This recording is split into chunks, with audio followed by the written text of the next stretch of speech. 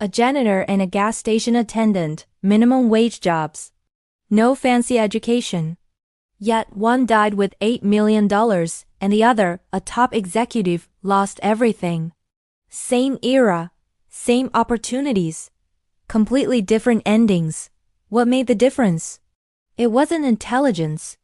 It was something far more powerful. Ronald Reid was a janitor and gas station attendant in Vermont. He never earned more than minimum wage. Drove the same car for years. Wore the same jacket with safety pins holding it together. When he died at 92, everyone was shocked. This quiet janitor left behind $8 million to charity and his family. How? He bought stock in companies he understood. Blue chip stocks. Held them for decades. Never sold during market crashes.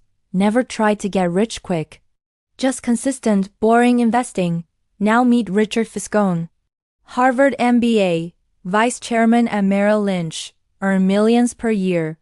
Had a 13-bedroom mansion in Greenwich, Connecticut. By 2008, he was bankrupt. Lost everything. What happened? He borrowed heavily to maintain his lifestyle. When the market crashed, his debt crushed him. High income, but terrible financial behavior.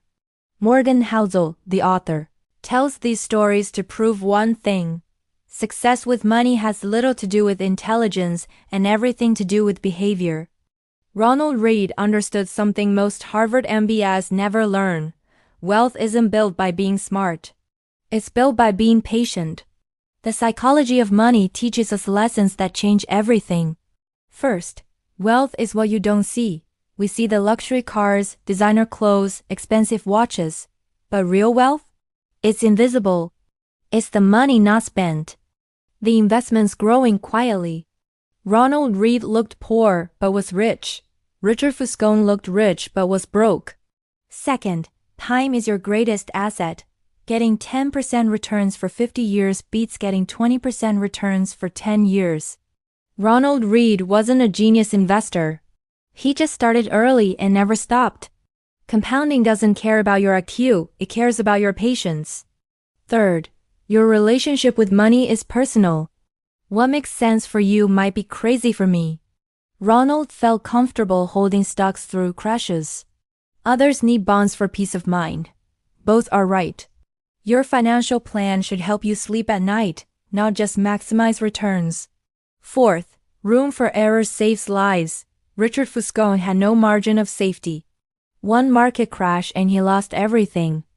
Morgan says, the most important part of every plan is planning on your plan not going according to plan. Always have a buffer. Always expect surprises. Fifth, enough is enough. Many rich people lose everything chasing more. They had enough but didn't know when to stop. Knowing when you have enough is the hardest financial skill to learn, and the most important.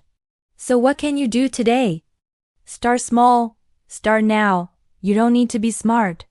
You need to be consistent. Even $100 a month for 30 years becomes life-changing money. Build your margin. Save more than you think you need. Keep 6 to 12 months of expenses as an emergency fund. Never go all in.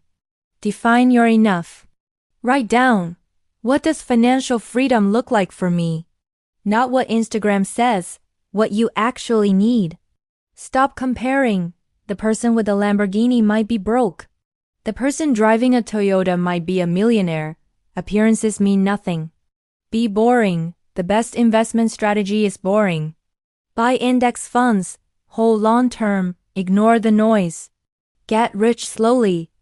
Ronald Reid's story proves that ordinary people can build extraordinary wealth, not through genius moves, but through smart behavior over time. The Psychology of Money has 20 chapters of these game-changing insights. Each chapter rewires how you think about money, risk, and happiness. If you want to understand why smart people do dumb things with money and how to avoid those mistakes, this book is essential. I've linked it in the description below. It's one of those rare books that you'll think about for years. If this story changed your perspective, hit that like button and subscribe.